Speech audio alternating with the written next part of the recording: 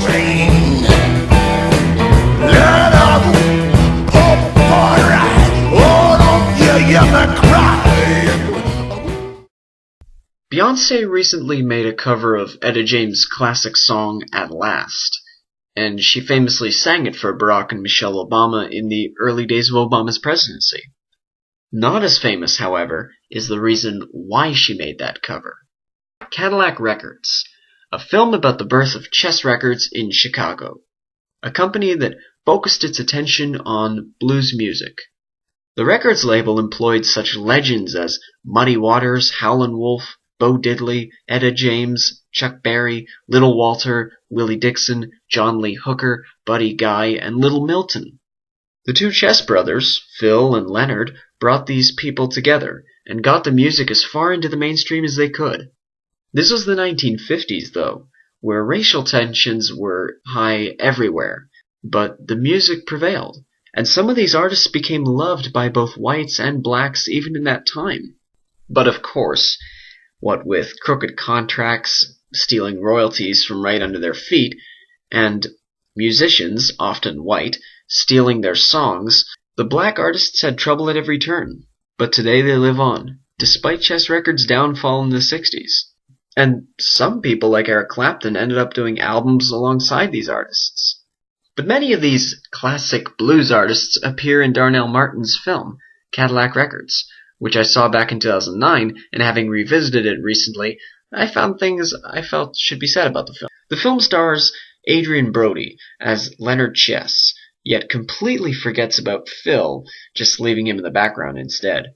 Meanwhile, we focus on Leonard's relations with Muddy Waters, who was undoubtedly the jewel in Chess Records' crown, and Etta James, who, according to the film, attracted the eye of Leonard despite his being married to Rivetta. Waters and Etta are played by Jeffrey Wright and Beyonce Knowles, respectively, and their characters get the lion's share of the film's 109 minutes. But we also get to see Columbus Short as a young and hot-tempered Little Walter, Eamon Walker as a fearsome-looking Howlin Wolf, Mos Def as a duck-stepping Chuck Berry, and Cedric the Entertainer as Willie Dixon. Considering that he was behind so many of the songs that made these artists famous, it's fitting that Willie Dixon also narrates the film.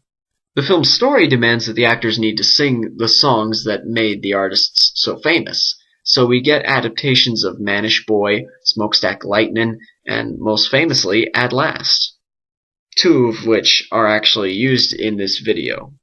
The singing is pretty good, if you suspend your love for the original versions. It's kind of like Dreamgirls meets Across the Universe, you could say. The problem is that Cadillac Records just isn't as good as either one of those two. The story is slightly disorganized as it scrambles to cover the history of Chess Records.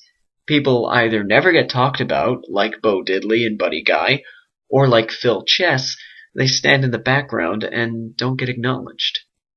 And the story just has to be bolstered with ridiculous inaccuracies, like the over-the-top reaction from Little Walter when he meets a man impersonating him, or the feud between Muddy Waters and Howlin Wolf.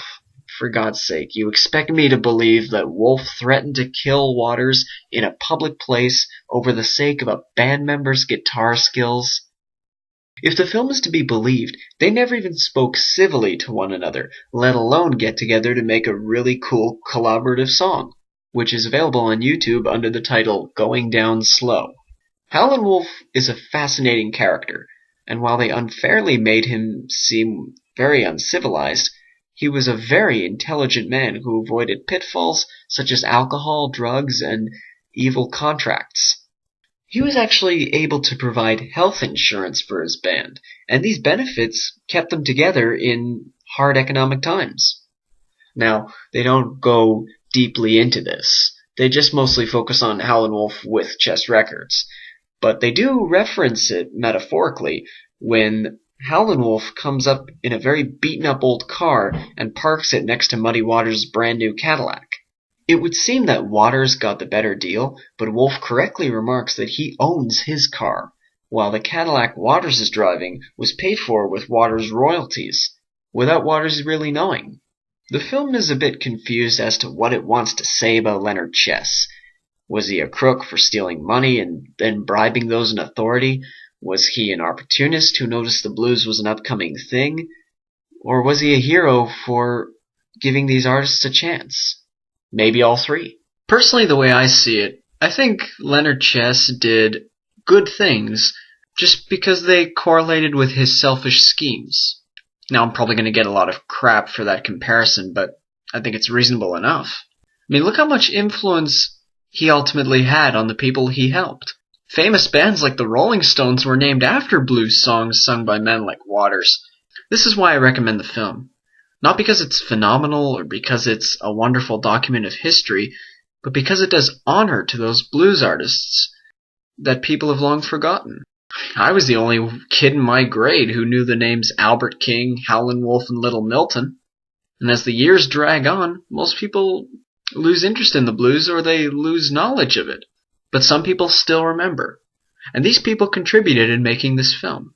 It's far from a classic, but it should be a sign of renewed interest in the great songs that helped shape modern-day culture. I'd personally love to see some of these actors play their characters again. Eamon Walker and Jeffrey Wright were fantastic as their characters. And Beyoncé did a great job too. Adrien Brody puts a great spin on Chess as a man who knows he's cheating these people out of lots of money, but he still acts the innocent and the friendly benefactor.